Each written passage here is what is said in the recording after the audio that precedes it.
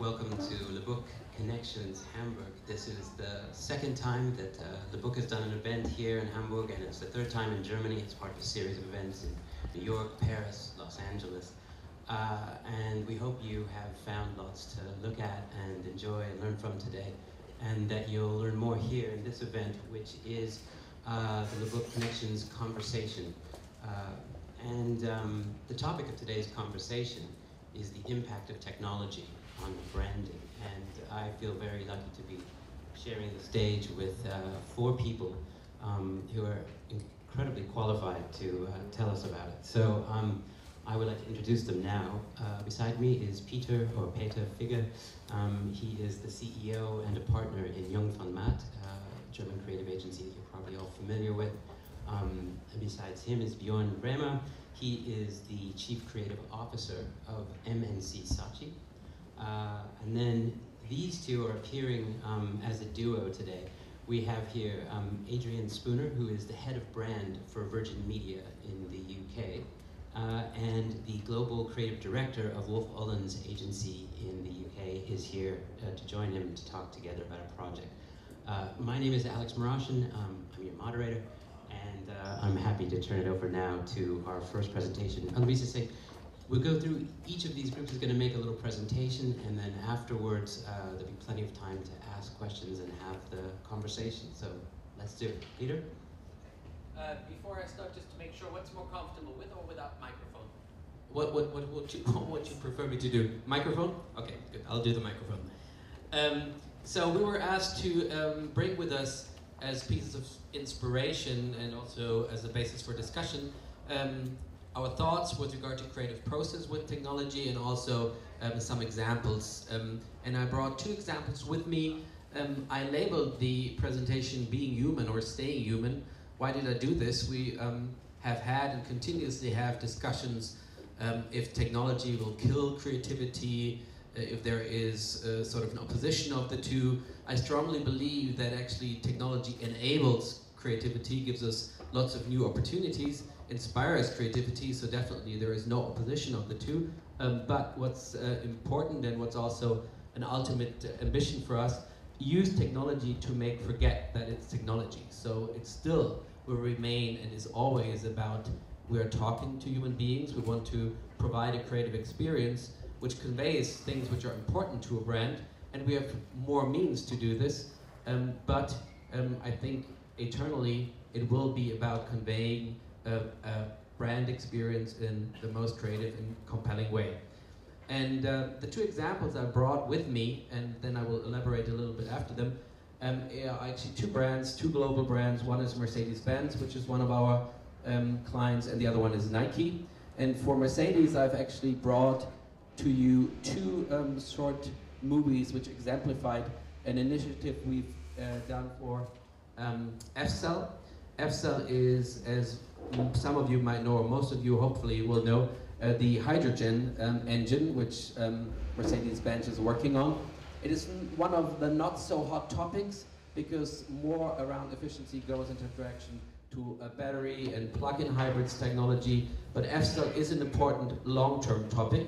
The client, the brand, is not investing a lot of money into above-the-line campaigns or big media-driven campaigns, and as an agency we're still being asked creatively to do something to keep momentum and to keep the topic also going. So what we were looking for and are looking for, in how far are we actually able to produce creative experiences which exemplify what this technology means for mobility, for the future of mobility, and what the role Mercedes-Benz plays in them, and how actually can we create talk of town and buzz.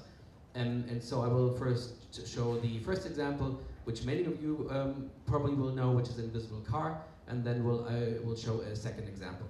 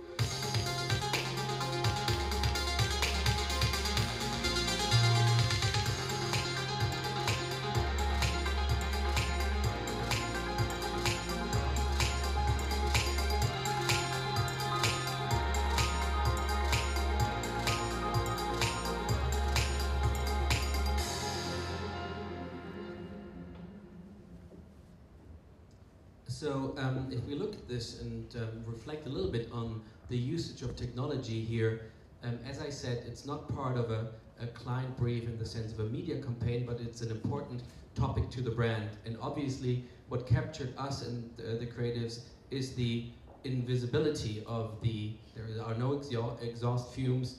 It's a means of technology which is invisible. And if we look at new LED technology which allows you to actually do this technically, this in a way is enabling and inspiration at the same time, because somebody thought of this, saw the technology, and then the big challenge was actually to bring it to life, also financially. And this is one first topic which is important to me. For us, it is only creatively excellent if the idea and the execution is excellent. And so with regard to technology, you can probably see that it actually, because it was a first off, you need people who are very technology literate to bring this to life. And now I'm going to show a second example, which is also for the same type of project.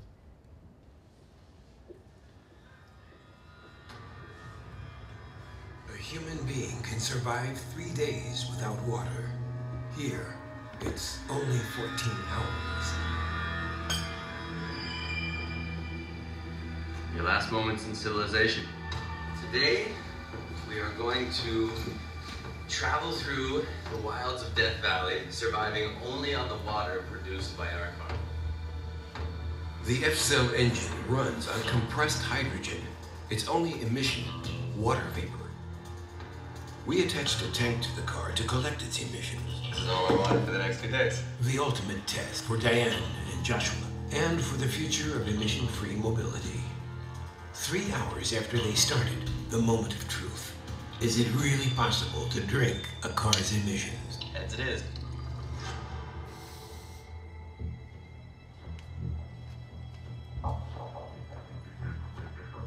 Tastes totally fine. Really? Yep. That's crazy, our car makes water.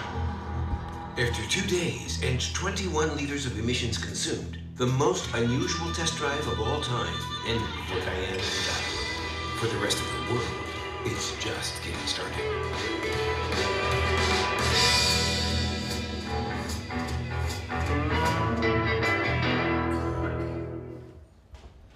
So both cases are thought to be food for thought for the later discussion.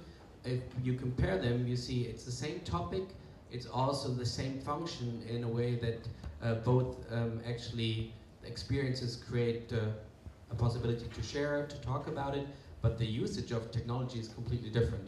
While in the first case, actually, technology made the creative output possible, here, in the second case, we're using a basic technology of the car to just do something unusual, where people think, no, it's definitely not going to be possible to just drink the water, which is the exhaust of the car.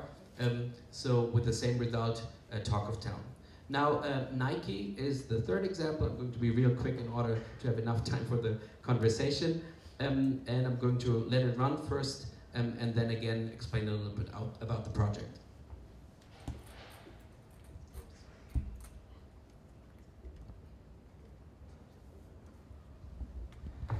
Fall 2011. Nike launched the Vapor Flash jacket in Austria, Germany, and Switzerland. A running jacket that's unique because it's fully reflecting. Every runner wearing it is safer because the Vapor Flash jacket makes him visible in the dark. And that's exactly what became of our idea. Catch the flash, the first chase that makes the invisible visible. Online and at the same time on the dark streets of Vienna. Starting 50 Nike runners wearing Vapor Flash jackets, the Flash Runners. And the whole of Vienna was chasing them on the streets.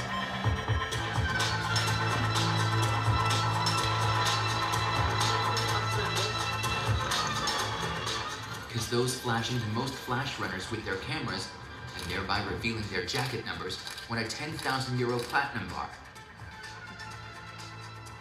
Simultaneously, the rest of the world took part on our microsite, because the GPS data of all 50 Flash Runners was transferred by an app to the Catch the Flash online game in real time. Those who had been training with Nike Plus had an advantage because they received a faster virtual runner for their online game.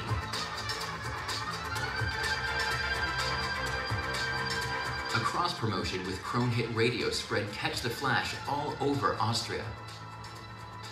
Hallo, Krone Hit ist hier mit meiner Kollegin Bianca Schwarze, die jetzt gerade läuft in Wien, um nicht geblitzt zu werden. Catch the Flash. Jetzt gerade in diesen Minuten ist der Lauf.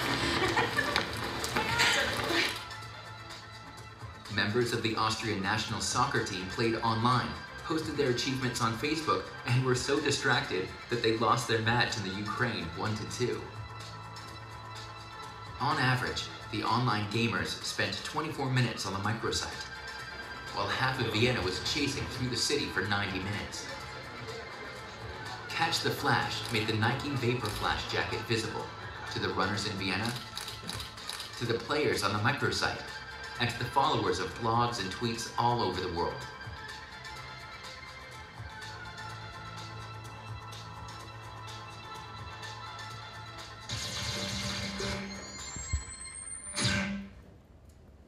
In the work we do for Nike Running, real events always play a very important role for the brand, and the function technology plays here. What we see is that new buzzword, offers amplification, amplify.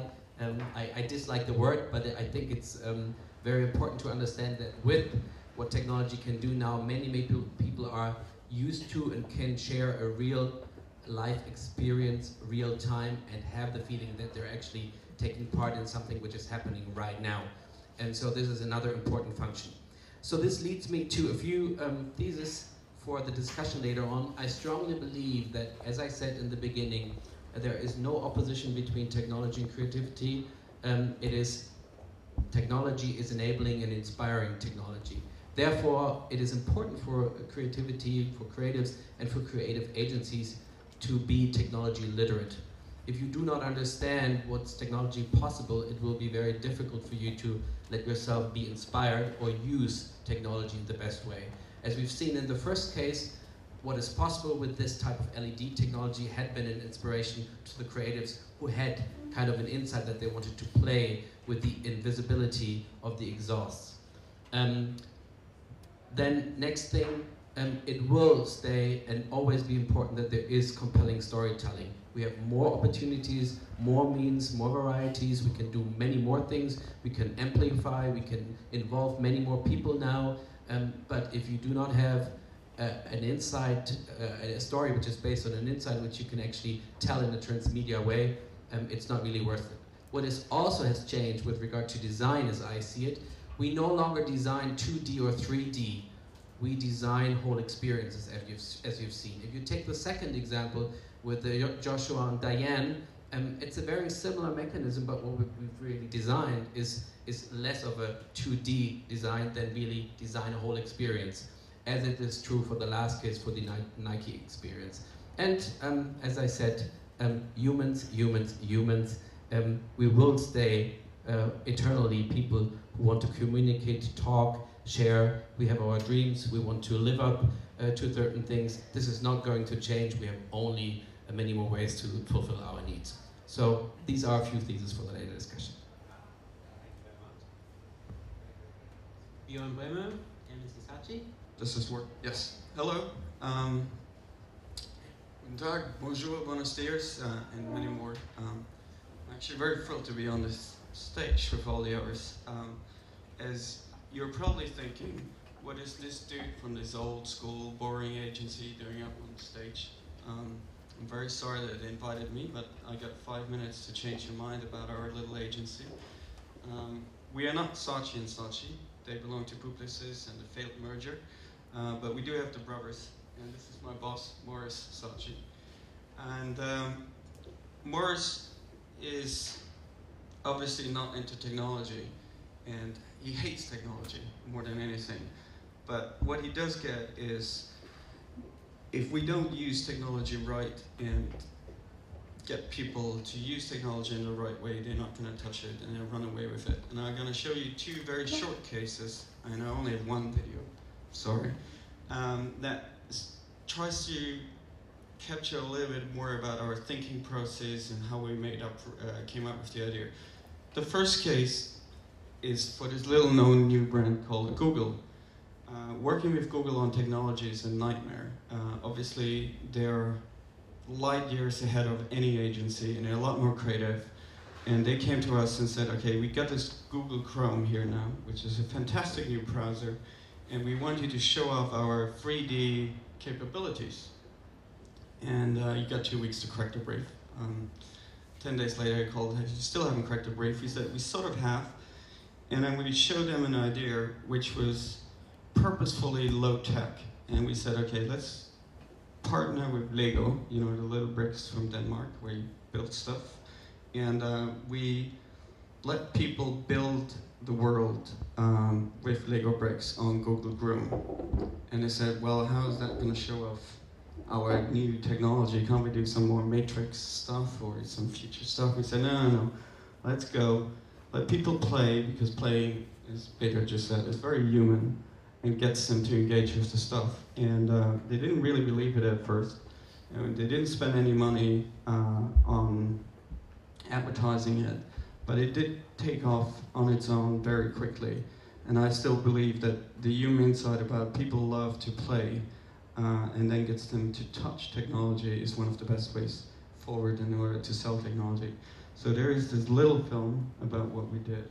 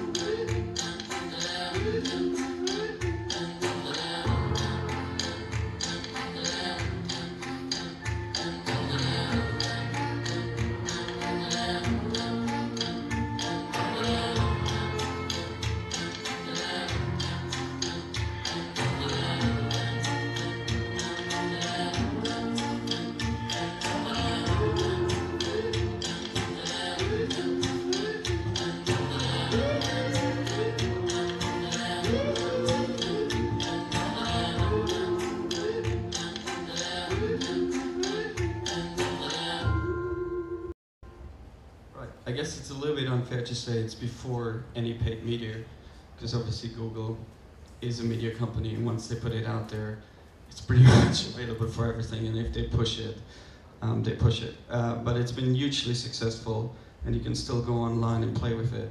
It's fun, I recommend it. But I actually believe, not just I, but we as a group believe, and Peter has touched on this, there is almost the next generation of technology and advertising out there for us. The last 5-6 years, we spent so much time on doing social content, I guess, doing the Twitter thing right, doing the Facebook thing right, and doing all this viral stuff right.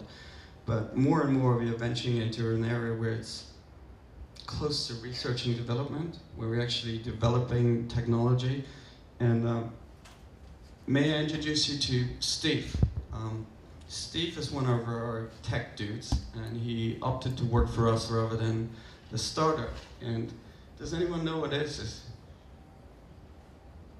No? Anyway, it's one of those things that your clients want to have in about a year, but they don't know why they want to use it. It's sort of it's called Mia, great name, but you can sort of play computer games with it, and it automatically starts to, you can drive a car with it sooner or later. It's an amazing. And Steve is one, as I said, one of our tech guys who just takes stuff apart, puts stuff back together, and then suggests this. And we creators try to catch up with technology, but we're not very good. And he's one of the guys out of 5 that helps us understand and what we can do with technology. And he particularly helped out a lot on the next case.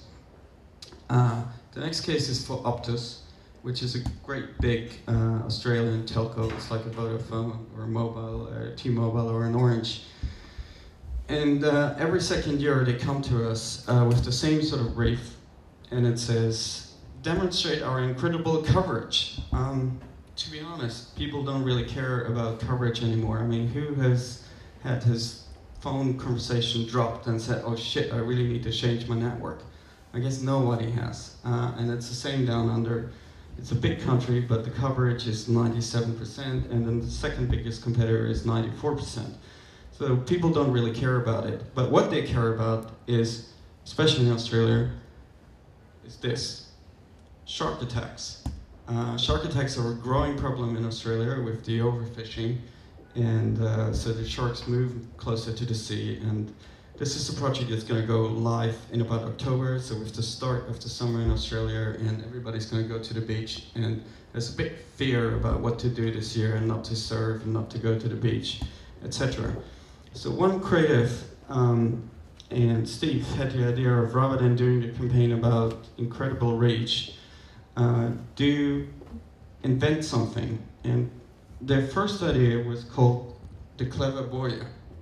And because Steve found a technology that was able, with sonar technology, find stuff and identify shapes and stuff like that. And they found out that they can actually work underwater. So this buoy works underwater and detects if any sharks are around. And then, you know, via the satellite, calls the beach guys and say, okay, there's a shark in the water, so you better get out of the water. Which is a great idea. The problem with most ideas is, when they're new, you never know if they're gonna work. So, but I'm actually quite pleased that this is from 2 weeks ago in the Sydney Aquarium. It does work. And while we were working on it, we found out a lot more about sharks. And the great thing about sharks is, it's literally great, is when they hunt, they don't swim to the beach and eat you and then disappear. They hover. They look around, they check out the situation and stuff like that. That's one thing we found out. The other thing that we found out is, if sharks are under attack, they release a certain hormone to warn all the other sharks to not go into this area because it's very dangerous. And with the help of the aquarium, we actually managed to replicate that hormone. So it not just warns the people on the beach that there is a shark around, it releases the hormone and sends the shark off, which isn't bad, I guess. It's going to be difficult to count the results, i.e.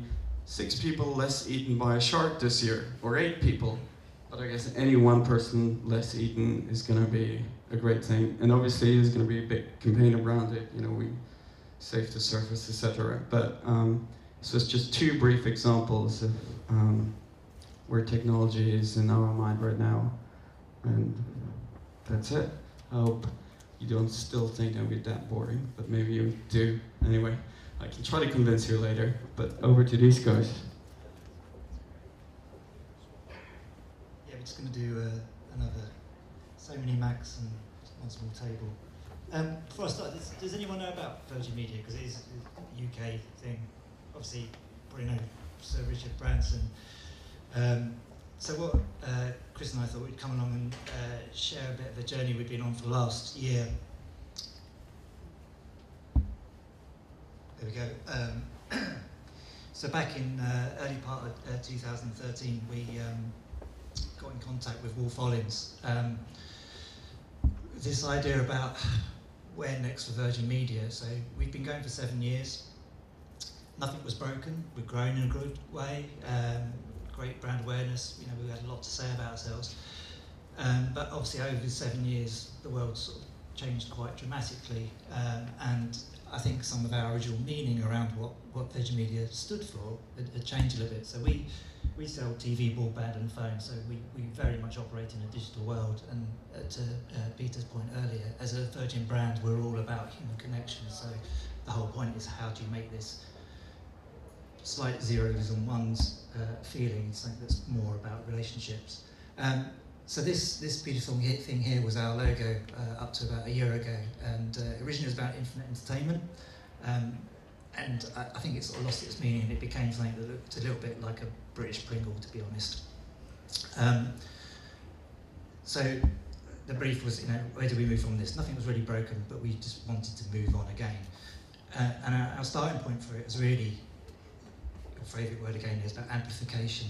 So really picking out, we've got an amazing heritage and this amazing guy in Richard, who, you know, there's not many leaders that would be abseiling down his own spaceport, drinking a bottle of champagne. So there's a real sentiment and a kind of not playing by the rules that Virgin has got at the heart of it, and very much for changing the game for good. So we really wanted to build on that. So our starting point is well, let's supercharge the brand. Let's pick out the things that are really special about Virgin and turn them up to make a real difference in what is a very competitive market full of conventions. The other thing we were very aware of is you know, brand as a word. I think people think of brand a lot of times as branding, so it's very sort of logo based on what colours and all that sort of stuff you can use. As we've heard sort of earlier today, it's becoming more and more about that experience. So we need to look at everything from our offer, so the actual propositions and the products we do, through our capabilities and organisation, the kind of people that we work with, our culture, environment as well, and then fundamentally the easy bit at the end of that is your expression, so look and feel, your advertising. If you get those stuff right, then that's an easier job. So the process we went on was, with WOLFF, was we started with a thing that we called mission control, which was engaging sort of quite a few sort of key stakeholders around the organisation, all different levels. So really talking to people that are working with the brand day in, day out, and understanding the challenges they face and what we could do to enable them to use the brand to a better effect. Within that, we had a thing called the Museum of Everything, so we had about 5,000 pieces of things that we've done over the last few years, and out of that we started to pick out a few things that really seemed to nail that sort of Virgin spirit. Amongst those, what I became very aware of is that we'd started to express ourselves in a way, in a very, very conventional way. So if you think about the likes of Sky and BT and stuff, when you look at a newspaper in the morning these days, everything's starting to look the same. The tone of voice, the imagery, the way that they talk about their products, it all blurs into one. And really for us to stand a chance, because we're sort of heavily outspent, we needed to find our own voice. And this video here we quickly play is a good example of where you can see these conventions everywhere. In this case, it's in news.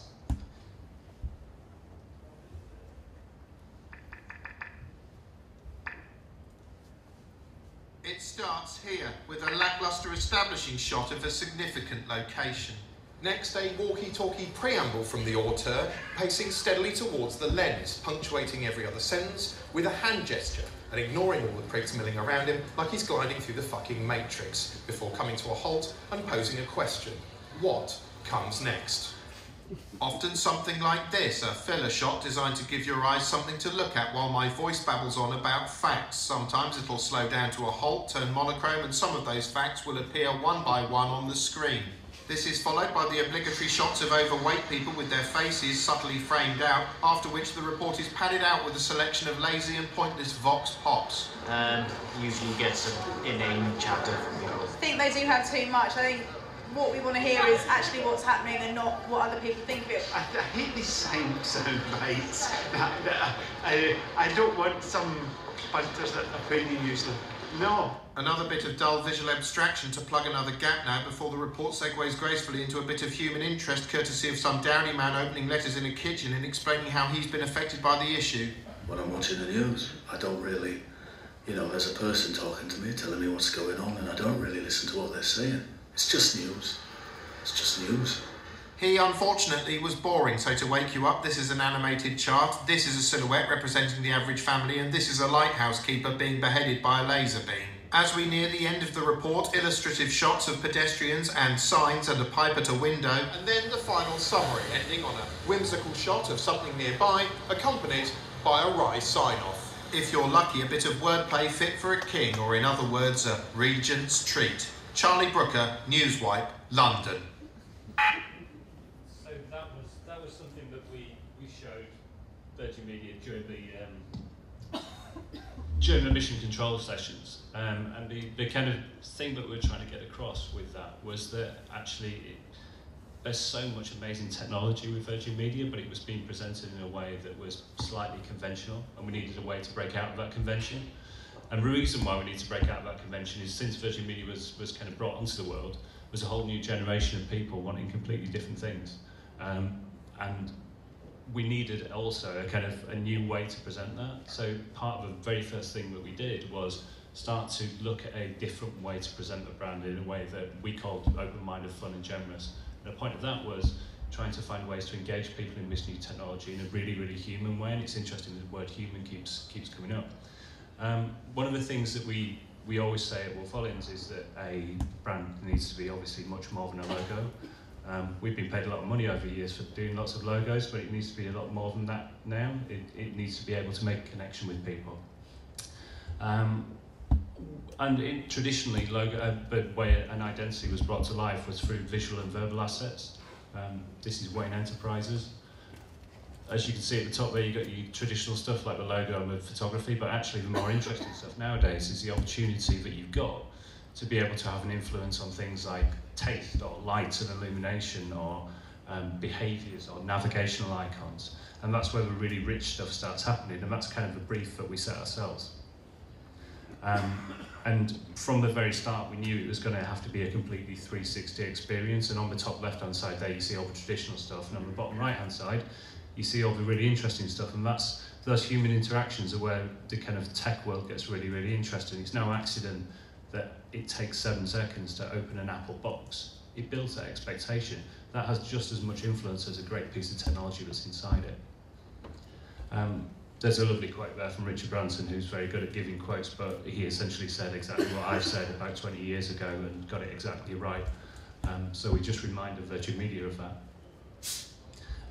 The first thing that we started to do was realise we needed to go big with this, so we initially said on the very first brief back that you should just fuck everything off and build a massive roller coaster and invite people there to have a great experience. You could take pictures of that and stamp it all over your stuff. We also said you should, partner with people like Jambox and create actual objects that they can take home and have in their living rooms. And then we said you should build a space station as well.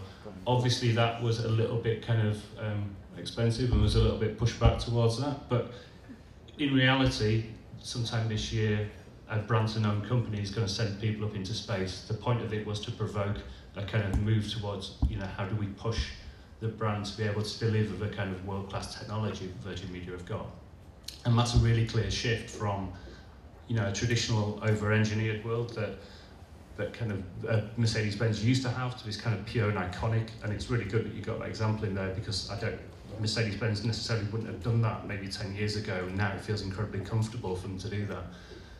All of this is just a shift of brand behaviour from demonstrating, from actually saying it's going to do something to actually demonstrating it. And that was something, Wolff OLINS did the 2012 Olympic logo, and one of the most interesting things that came out of it was actually, as successful as that was in the long term, short term we had a bit of flack for it, but in the long term it was very successful. One of the things that was most interesting that came out of the event was this kind of gestural behaviour. So those two guys there also happened to be partners of Virgin Media, and it gave us an inspiration to create something with a broader way of interacting with the brand. Yeah, and it's actually something that we'd started to do in our advertising. So at the end of our ads, we started to use our logo as a storytelling device. So whether it was Bolt or David Tennant or Stephen Fry, they'd explain what you get by gesturing this logo on and explaining what's in the products. And we felt that that was one of the bits that really stood out where we wanted to sort of supercharge, and the idea of making a more people-powered responsive system built around gesture. And hopefully get to show you another. Yeah. So we, Chris and the guys did a little film for us to really sort of get that idea across to us. I'll play that now to you. Some brand identities are built around a universal symbol. Others are brought to life with ownable gestures and behaviours. We say we want the best of both worlds. A recognisable symbol that anyone can make their own. An identity made of a little bit of us and a little bit of you. Smart, generous, responsive, and all is fun. Whether you want to change the channel, find your favourite bit, or just make your windows wobble, we'll move with you. An identity that responds to the people of Britain by how well we know them, flexing to reach everyone in the UK. Wherever you live, or whatever you're into, even talking directly to you. An identity that pushes your buttons by bringing you the fun stuff, or simply brightening up your day. The collections from Virgin Media, including TiVo and superfast fibre optic broadband. Check out our latest offers online.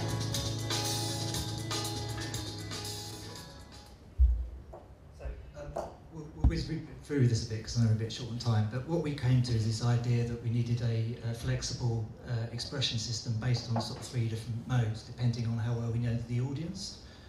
So in a broadcast mode, that's kind of Virgin Media sort of chest beating, and there's something really important we need to say. We know not so much about the audience, so it's a whole lot of Virgin Media and a little bit of you.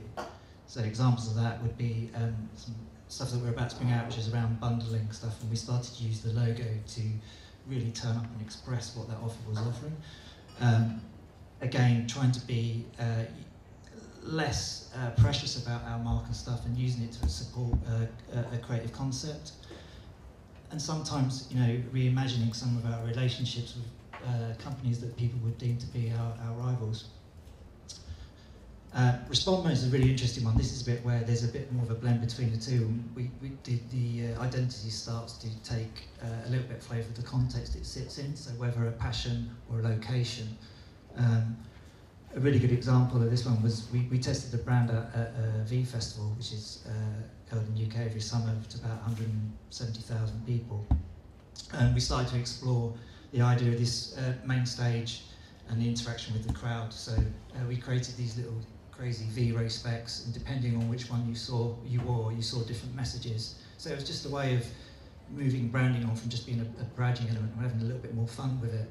And it was great. You know, we tested it out and we saw a massive uplift in our brand awareness. So it's a much more enjoyable brand to work with as well, to be honest.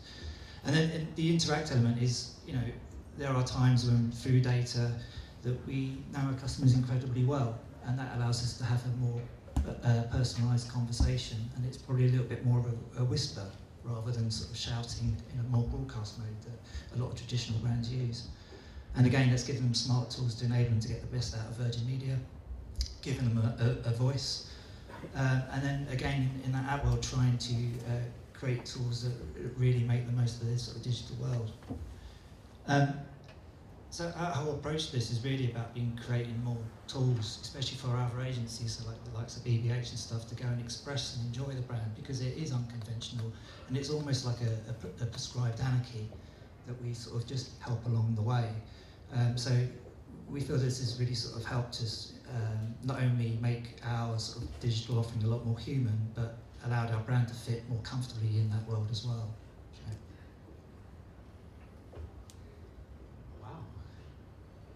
Wow, this is 3 amazing talks, and I think the fact they're also entertaining and the material in them so entertaining is really a testament to the fact, I guess the thesis you brought up, which is that underlying all of this is some sort of human impulse.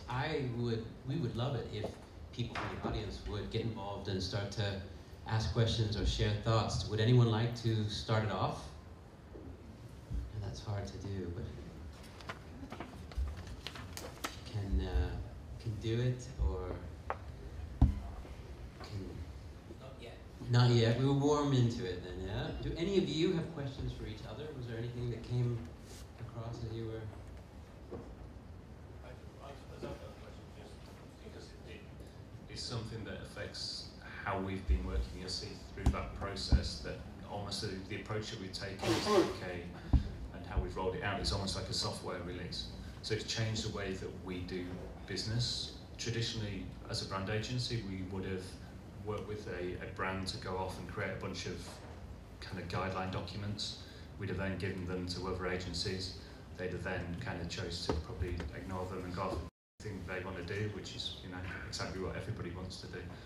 And instead, we've all worked together. So every month we kind of get together with all the other agencies, and we we sit around a big table and we discuss stuff that's out in the world. You'll see that in that presentation, half of it's still Photoshop visuals, some of it's real, some of it's Photoshop visuals. That's because it hasn't all been kind of finished yet, and it'd be finished out in the real world like a software release would do. And I suppose my question is whether your working processes have had to change, because we've had to change and grow up a little bit, I suppose, and be a little bit less precious, and whether that's affected you. Yeah, I strongly believe that work processes have changed and will continue to change, in the sense of that collaboration is key, and that you have to be very open to working with many other parties, other agencies, other providers, because we have a dual challenge. On the one hand, as I said, we're still talking to human beings, and that will be eternal. But on the other hand, if we want to remain creatively excellent, then we need a flawless execution. If you want to provide a flawless execution, there are so many new disciplines which have been added that you need experts. And if you need experts, you need many experts, and then you have a challenge in just managing the process. And I don't think that there is like one formula or that anybody has found it, but I think the strong advice is to focus on expertise with regard to execution as well as in the idea finding, and then focus on how actually are you going to get all the experts involved and still organized, and in the end also make money with it. I was quite interested when you introduced us to Steve. Wait, excuse me, you introduced us. Sorry about that. All these things merging into one, but I think it's related to that. I mean, Steve is less about maybe the execution. I mean, he's also involved in execution, I suppose, but inception as well. But I think that the sort of challenge also is to suddenly for people in the creative industries to have to reach out to people who represent expertise that they don't even necessarily aren't even qualified to judge. Well, as Peter just said, collaboration is not something that advertising agencies used to be famous for. You know, we all know the dictatorship of the creative director, and many of you have probably been there.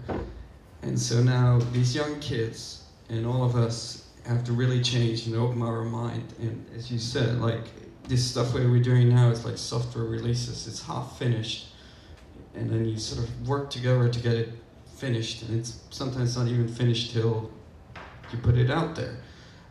So it's a steep learning curve for us. And Steve, I don't know what Steve is. He's just a funny guy, basically.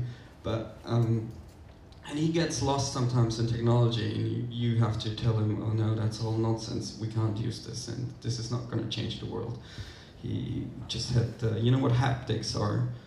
Google invented them. They were basically stuff you put in your shoes, left and right, and they tell you which way to go, and then the bus and stuff like that. And he had this great idea about, isn't this great for an insurance company that these things would tell you how you get the quickest way to the hospital once you get injured? And you're like, how often do you think you're in a hurry to get to the hospital, get your haptics out, you know, you're better off calling 911 or something like that. But, you know, it opens up and discussions, and you know, the old guys like me are sort of dropping off the radar, and you get, you know, these new open source, open crowd guys collaborating, which is fun too. It's fun to watch. Is there a conflict between this idea of sort of software kind of generations being released and your idea of like a kind of perfect execution? I mean, can they happen at the same time? You mean because there are always like newer versions and updates and something like that, or yeah, and also just the challenges of, you know, I mean, yeah, there's always bugs and things like that. I mean, obviously there are some projects like the Invisible Car project, and this is done. And the technology being used were used for this one purpose. It's documented, it served its purpose. For the moment, we don't plan to go on with this. But if you, and in that sense, we have to differentiate between not digital or non-digital, but between stuff which is campaigning. So it's one to many. It's I want to get a message out. This is going to go on like for 8 weeks, and then I'm going to see what's going to happen. But then we have a completely different paradigm of being ongoing with 365 days in a dialogue with the consumer, for example. So if you think of service design, if you think of a brand experience which we're designing and most of the most abused examples is then Nike Plus and others, so we all know those examples, but if you talk about those, then, I mean, they're never done, because there will always be a new version, there will always be an upgrade, but it's not about technology, it's not about digital, it's more about what is the assignment. Is it a campaigning assignment, or is this actually an assignment where we do something in a 365-day experience idea? I think it's harder nowadays to kind of focus on creating a perfect artifact, because the whole world's just moving so quickly, and you put something out there, and particularly the impact of technology, it can almost be made redundant within 6 months' time. So I think you've got to find new ways of deciding whether something's successful or not, and that's probably due to how well people respond and react to it, and how well people kind of have a relationship with it. I think the whole point of all the Virgin Media work was for us trying to get back connected with the people that essentially we were making the product for in the first place, and trying to get a bit of a dialogue going with that. And maybe to give you one example, for example, for an unusual assignment we have received as an agency, we've been in charge for Mercedes-Benz to also design the front end of the command system for some of their models in the car.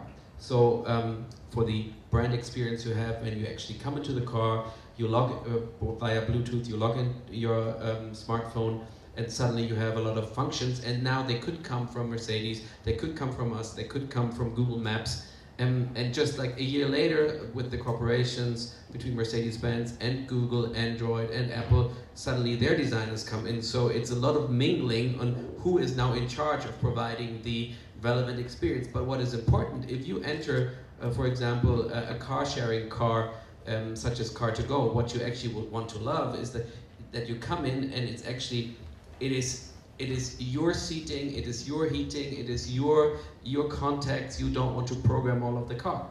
So it is a relevant brand experience. We haven't really figured out yet who is responsible for it. We as an advertising agency have, for some reason, been, in a small part, been responsible for it, and it has been quite a challenge. I wouldn't see that as our core competence, but it's interesting to see that somebody thought it could be them, because they are close to the consumer, and they should know what it should feel like for the consumer. But definitely not an assignment which we're used to.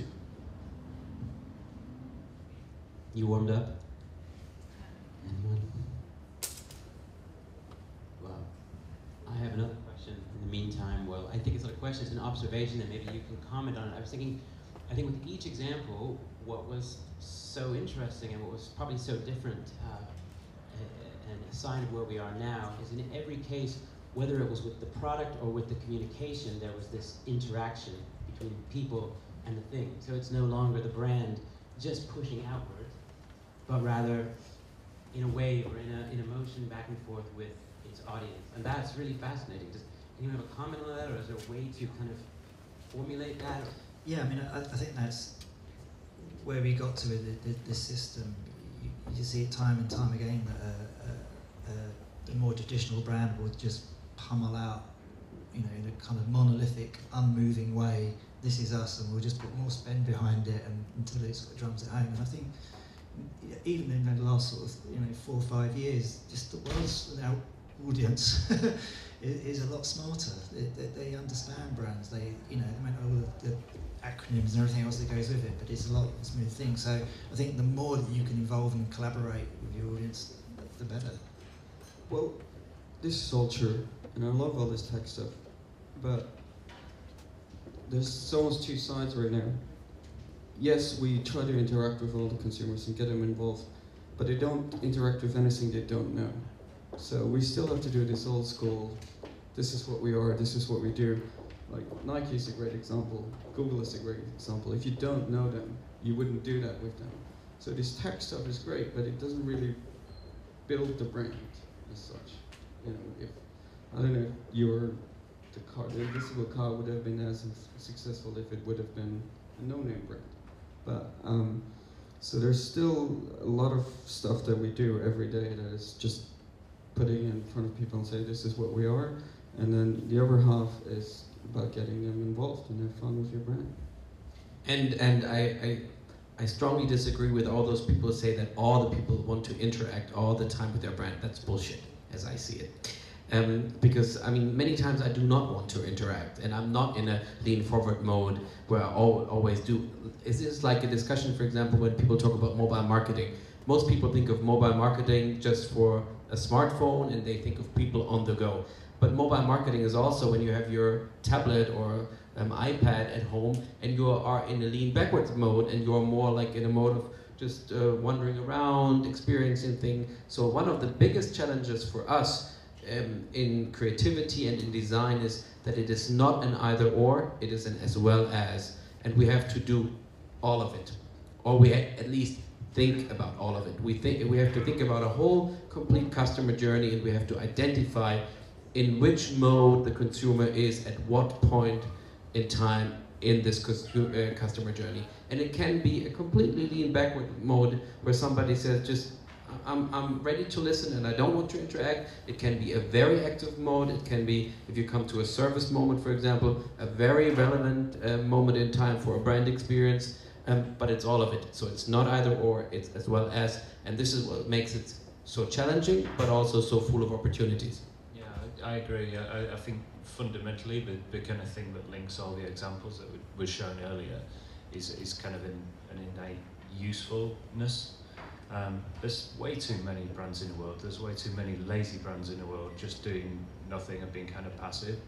And actually, if you're going to ask for somebody's time, then providing them with something that's of use or helpful. And that use might just be entertaining them for 5 minutes. It might be kind of giving them some Lego bricks to design something that they, you know, give them a bit of creative feeling for once. And there's something about that usefulness and being an additive presence and not just kind of sat there asking for attention.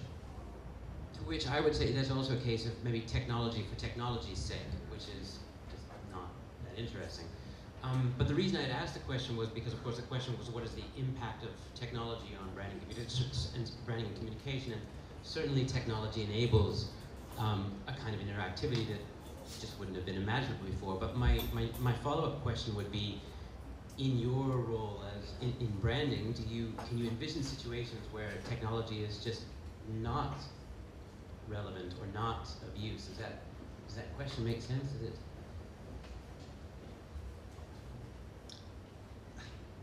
It's just how you define technology to what point. You know, I think it offers more opportunities. It's just being wise about it. To your point earlier, when you start to see the whys and stuff, then you know, I'm not so sure. But when I see my 4.5-year-old picking up an iPad and playing with it, and what she's learning and moving with is incredible.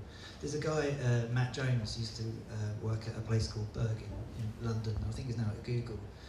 And there's a phrase that he said when he was doing a presentation that really stuck with me. He said, the world's becoming more Mary Poppins. And he sort of said it in the way that if you've seen Mary Poppins, don't think of her as like some kind of Victorian witch, but think about someone from the future who's got these like super smart apps and ways of entertaining and doing things. And I think it's that human magical thing that I find around technology. So long as you can control that and not lose the sight of it is a tool, and that sometimes it can be a companion, then it's fine. But I think, you know, I personally, I don't want to live in a world where it looks like the Minority Report and everyone's got heads-up displays. That just feels a bit too freaky for me. I just like to feel a bit more magical. And I think we just have to observe ourselves during our everyday life. And we just see that it is not a digital world, it's a digitally enabled or technologically enabled world. If you look just throughout the day, from getting up through making your breakfast, through driving to the agency or the office, when you see in how many ways you're now using instruments, tools, phones, which just because IP protocol exists, enable your life, I can't really think of many moments without technology, in fact. But it shouldn't be at the forefront, it should be as sort of invisible and as useful as possible. Right, I think this is your last chance. Anyone out there? Come on. Come on. Do you have any questions for them?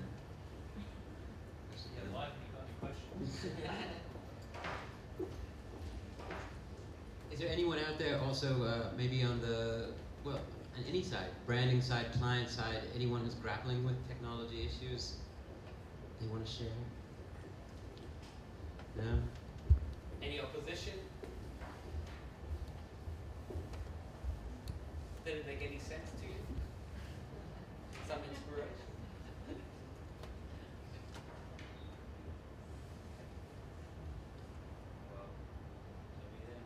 Well, we are, I feel really lucky to have been able to have this conversation. I think you all have amazing stuff to say. Thank you very much for your time. Thank you all for joining us at the Book Hamburg, second edition. And this is going on, I think, until 8 o'clock. So if you haven't made the most of everything that's being exhibited out there, let's do it.